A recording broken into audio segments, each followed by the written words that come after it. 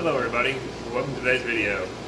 I get asked a lot of questions about when I move fish around from breeder boxes into grow out tanks, and from grow out tanks into larger tanks. So I figured I'd take a quick chance tonight, since I do need to move some fish around, to show you typically what size I do that at, and I'll explain to you kind of as we go why I decided to do it this way. Alright, so follow along as we get these fish moved around tonight. I have just recently added these 4 tanks. They're 4 55-gallon tanks on a rack, all tied into the central air. I pulled the sponge filters out of old tanks that I had set up, so they're all seated and ready to go. And so what we're going to do today is we're going to pull some fish out of breeder boxes and move them into some 20 longs that are over here, and then the 20 longs, I'll move some of them into these 55s. So follow along as I show you what fish I'm going to move to where, and then I will show you the final product at the end of the video. Here's a really nice group of Alanacara Ethowine Chitande peacocks that I got from Sarah's Cichlids.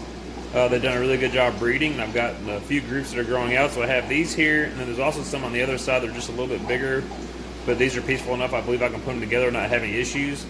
So I'll have one of the 55s we filled up with 2 tanks of these Ethowines. Here I got a group of Alanacara Rotor Kaiser, and they are a very prolific fish that I have in the fish room. I have 5 tanks of these at the moment that are growing out. I have 2 groups in breeder boxes that are growing out. So basically I'm going to shuffle these around. I'll take probably 3 tanks of these and put in a 55.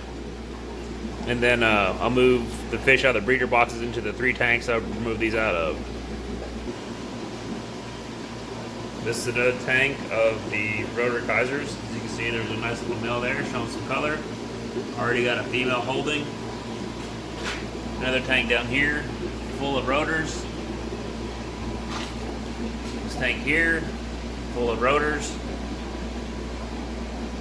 This tank up here, again, full of rotors. These here I'll probably leave in a 20 long for a little bit longer. They're still pretty small, probably under 1 inch. So we'll give them a little more time to grow out. All the other ones are just a little bit bigger, so I believe they'll be okay. I may even split them up and put them into 2 different tanks over there, I'm not really sure yet. Here are the other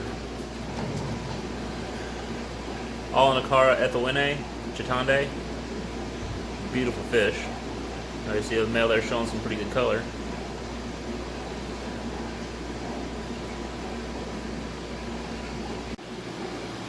Here's a group of Autopharynx auromarginatus that I got from Cunningham Cichlids that I plan to move into one of the grow out tanks. I've got some smaller ones I need to get into the bigger tank, and so I'm going to move them into one of the 55s. Beautiful pap for sure. A couple really nice males in there already.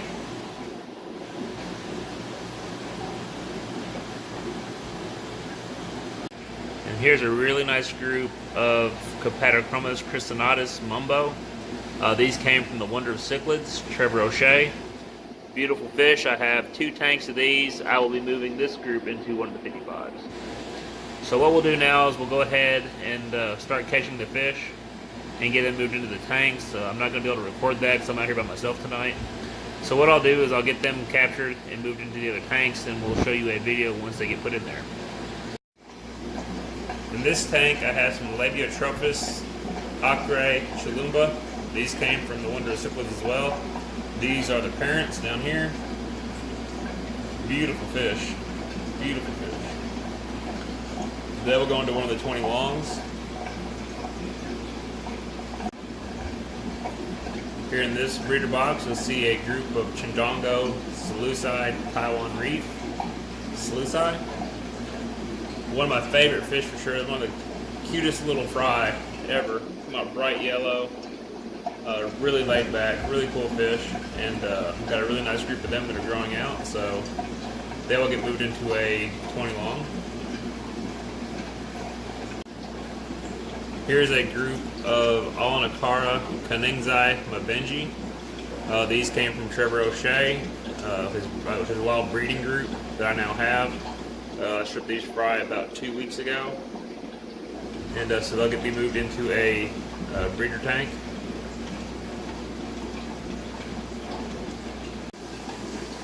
Here's a small group of F-O-N-A chitande growing out. They'll get moved to one of the breeder tanks as well. That's one of the reasons I need to move these around, get into a bigger tank. You can see the Hongai Deluxe behind them.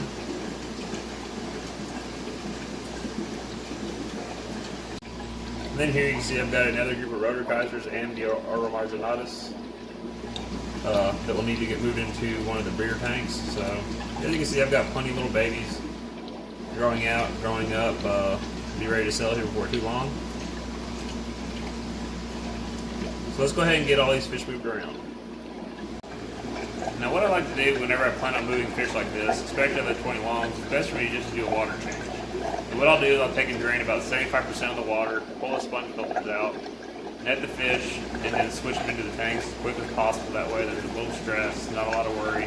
It makes it easier to catch them, not trying to chase them around for a long time. It's also a good chance to get the water nice and clean for the new fish.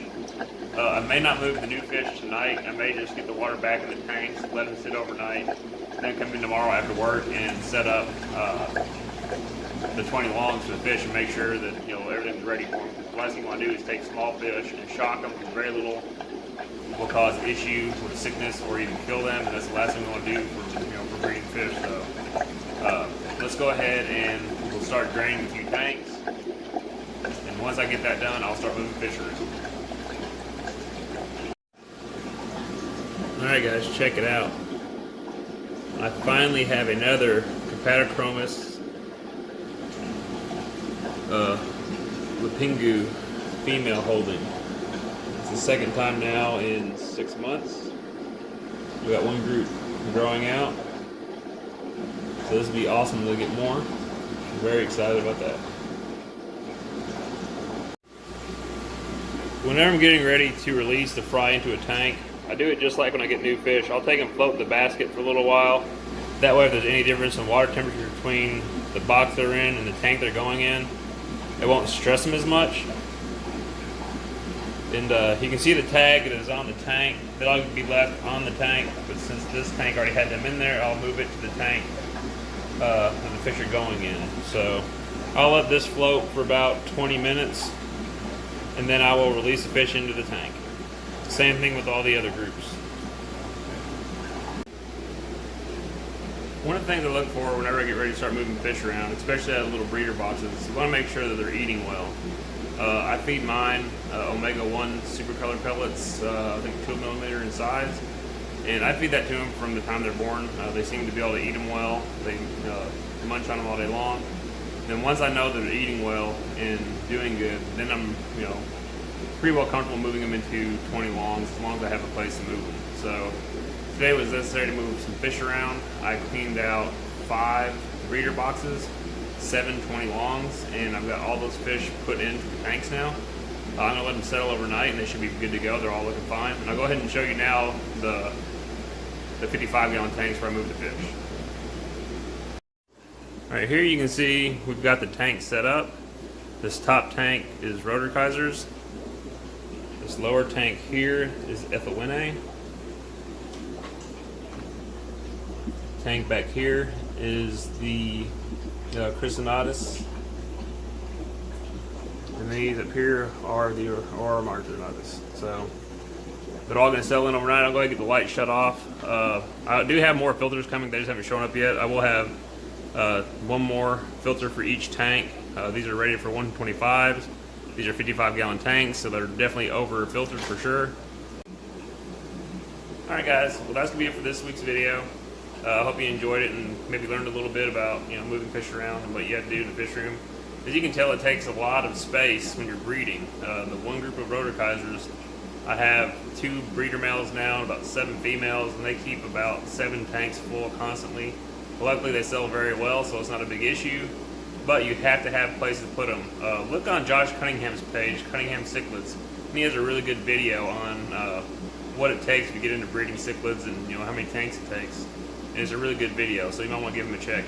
As always, thank you guys. Like, comment, subscribe, click the notification bell. That way you don't have new videos coming out. Again, without you guys, I couldn't do it, and I appreciate it. Thank you very much. Later, guys.